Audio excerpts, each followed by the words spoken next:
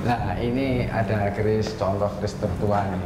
Keris tertua. Ya, ini bisa kita lihat. Ini namanya sarungnya namanya sandang malaikat. Biasanya kalau sandang malaikat tuh sandang apa kerisnya yang agak sedang, yang kecil lah bisa itu. Nah, ini bisa kita lihat kerisnya. Nah, ini keris paling tua, sekitar abad 8. Keris tertua sekitar abad 8. Cirinya biasanya 1 jengkal. Cirinya 1 jengkal. Lebarnya 3 jari.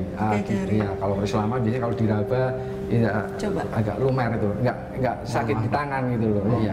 Di sini ada contoh yang keris muda nggak Pak? Keris muda ada. Ini ada keris.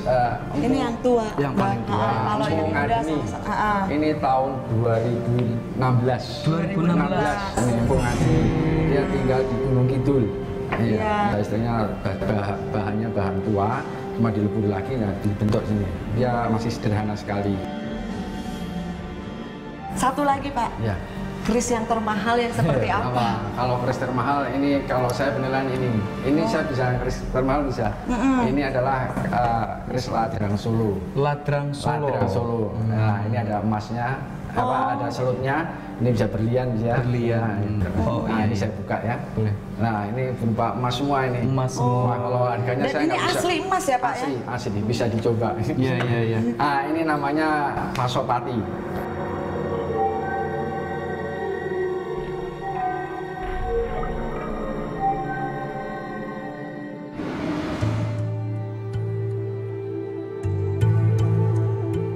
Selain dikenal sebagai politikus, Fadlizon juga dikenal sebagai kolektor benda pusaka dan juga buku bersejarah.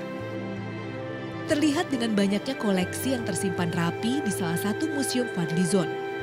Sebagai kolektor keris, tentunya Fadlizon memilih keris bukan hanya dari bentuknya.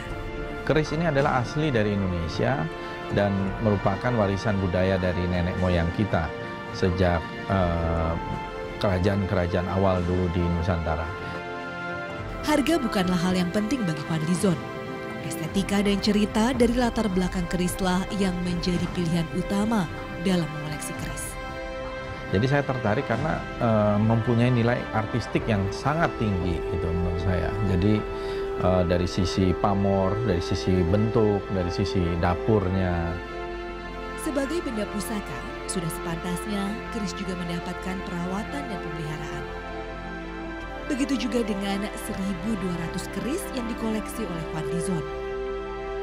Sebetulnya kalau kita mau memelihara keris, kita memelihara fisiknya dulu, ya, supaya ini tidak keropos, tidak berkarat, tidak dimakan usia.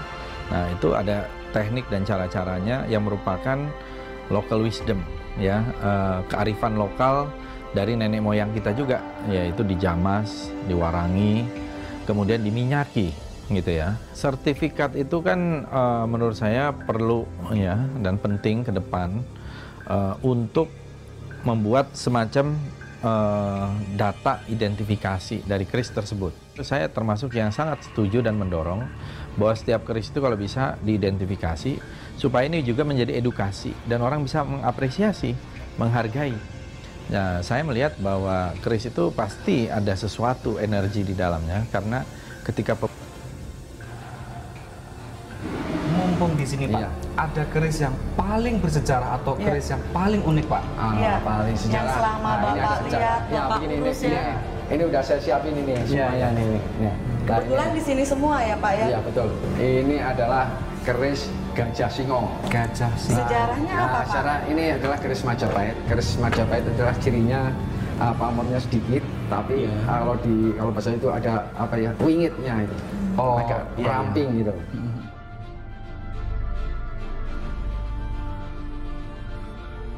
Nah ini ada sejarahnya, yaitu ada Gajah Singo ini. Nah ini dulu pada zaman Mataram ada pemberontak nama Adipati Pati. Nah itu bisa ditumpas oleh Mataram itu. Jadi digambarkan dengan gajah sama singa.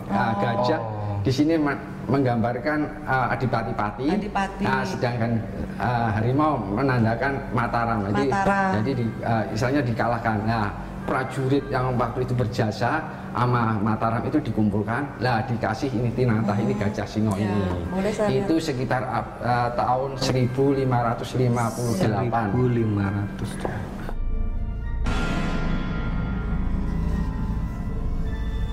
Untuk bisa diriin keris bisa diriin. Bisa Pak? Bisa. Oh, jadi bisa. Bisa. Karena itu ada, kalau yang Ana tahu karena ada keseimbangan yang kuat aja, ya Pak nggak ya. ada mistik Bukan, atau apa ya. iya. Ini siapa aja bisa. Iya. Cuma karena keseimbangan yang kuat ya Pak ya. Istilahnya kesabaran aja gitu. Iya. Jadi ini dibalik aja. Oh, iya. Nah, begini. Iya.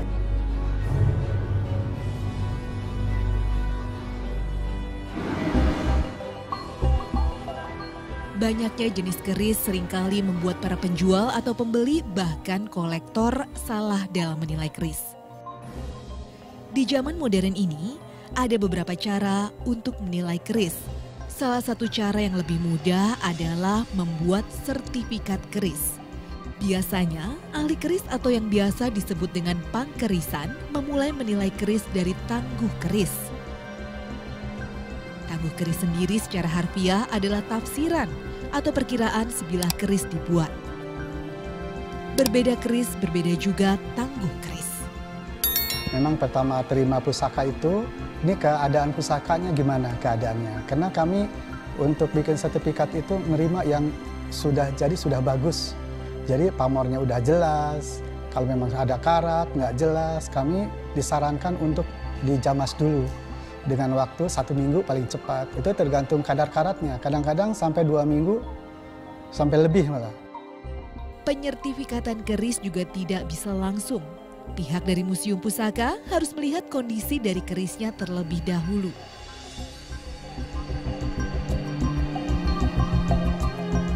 Guna sertifikat ini sendiri selain membantu mengidentifikasi keris, juga membantu masyarakat mengenal histori keris sampai ke tangguh keris.